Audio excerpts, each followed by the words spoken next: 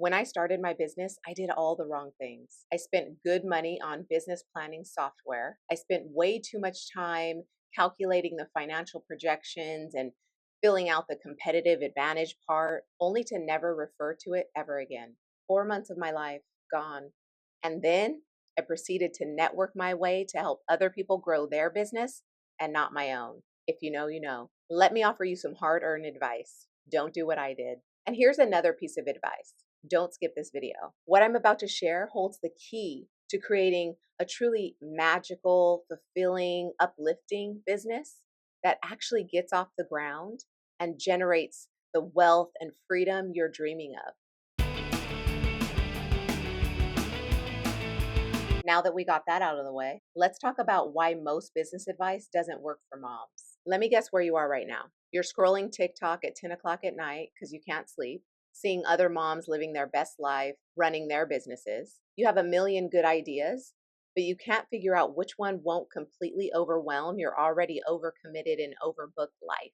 You're tired of hearing, oh, you only need to spend 5 minutes doing this thing and you'll create passive income when you're already running on empty. You want to contribute financially to your household, but you're terrified of failing and wasting resources you don't even have. And you're trying to be realistic, wondering, can you really build something meaningful and profitable in between drop off and pickup? That being the case, before you let your ambition get carried away on the whims of other people's agenda, try understanding your own agenda first. Too often we get caught up in someone else's idea of success because we see them in the spotlight making money and we think, let me just copy what they're doing. That's got to work for me too, right? Wrong. Not necessarily. Here's what nobody's telling you. Most business models out there are not what you think they are. You don't see the full picture, the behind the scenes reality, the 80-hour work weeks, the 50-person team, the years of financial struggle, the relationship strain. Are you willing to make those same sacrifices? Are you willing to ride the same emotional roller coasters? And most importantly, do you have to? Maybe what they have isn't even what you really want. The truth about mom business models.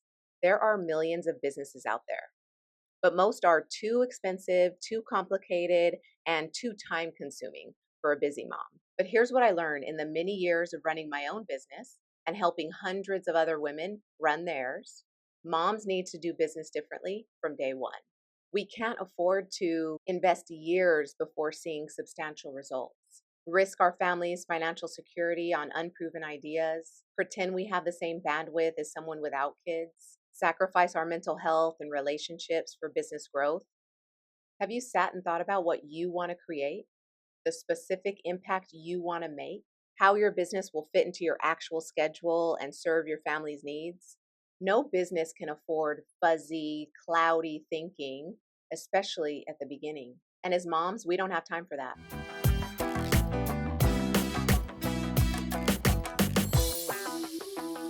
What makes a business model right for moms? What is a business model? This fundamental, foundational aspect of any business. A business model is how your company will create and deliver value to its customers while generating value in return.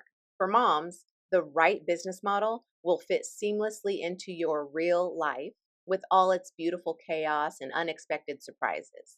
Before choosing a business model, get crystal clear on three things: your investment capacity, your timeline expectations, and your complexity threshold.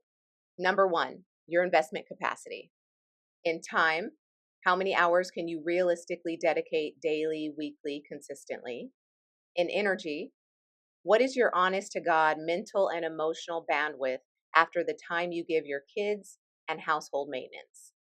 And in money, what can you invest without risking your family's sense of security? Because I know that's important to you. If you can't answer these questions, keep thinking on it. If you can answer, and a business would require more than you have to invest, it's not right for you right now. Start even smaller.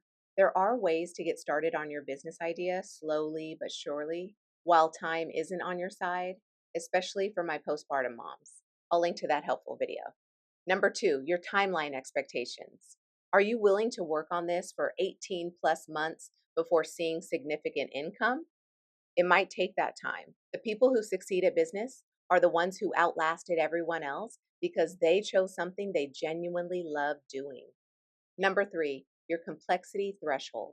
As a mom juggling really important priorities, your business needs to be simple enough that you can manage and oversee it regularly, even on your worst days. I strive every day to simplify even the simplest parts of my workflow as an entrepreneur mom. The minute something feels too cumbersome or heavy in my schedule, which is often because something always comes up, I think on how to make it easier. Hire it out, stop doing it altogether, become even less of a perfectionist. It's usually the last one. How you do business has got to be simple. Take it from me, a mom of two preschool boys, and I'm not even president of the PTA, but I've got a lot going on. So I have to make sure that everything that's important to me gets equal playing time. Family, health, wellness, finances, social life, entertainment, fun, adventure. Otherwise, what's the point? So, how do you create the right business model for you? Here's my trusted 4-step framework. Step one, discover your joy. Spend time journaling about your purpose, your passions, and while you're at it, take a look at your ikigai, a Japanese concept which looks at the intersection of what you love to do, what you're naturally good at, I like to say your current talents, what the world is in need of, and what people will pay you for. This becomes your foundation because business culture is built on this authentic position. When you eventually hire people, they'll connect with your purpose, not just a paycheck. Anything else, and you'll have to compete on price, and you'll lose your team to whoever's paying them the most. Step two, mind map the possibilities. This part is fun. With your big idea as the jump off, mind map all that you can envision happening from this one decision you make today. So you've got your ikigai at the center, and from there, you're going to brainstorm all the ways that you can bring this to life as a business, what you can offer to whom and why. Explore every possibility you can imagine. Let this thing fill the page. Step three, choose your starting point. Pick the one stage you'll speak on to drive your message home. Instagram, TikTok, personal blog, Substack, YouTube, podcast. You need a vehicle to draw attention to what you do that's easy enough to do consistently, given your daily schedule, your confidence and skills, and current mental bandwidth. Your goal is to start conversations and build community. This is how you find the people who care what you have to say. Step four, face your fears. Every single day, you're going to do something that scares you. Publish a controversial post. Feel cringe while doing it. Send an okay email that's less than the perfectly composed one in your head. Make a mistake, fix a mistake. Lose friends who don't exactly align with the path you're on. Some days this will absolutely exhaust you. Other days, it'll remind you why you do what you do. Fear will either stop you cold or it will be what frees you to create something that lasts. And here's the thing when creating a business model that lasts, it grows beyond just you. People refer you by word of mouth. They share your content and they want to be part of what you're creating. Then you'll be like all the other entrepreneurs you admire who talk about what started as a dream became something bigger than they ever could have imagined. That's what I want for you. If that's what you want, watch this video again and follow the 4 steps.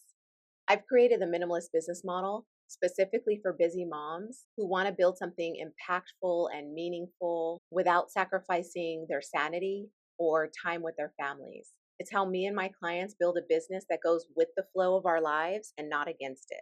If you're ready to stop trying to fit into someone else's lifestyle and build something that fits your own, click on the one link in the description box below. And if this resonated with you, please like and share this video so others can hear what I wish someone told me when I was starting out.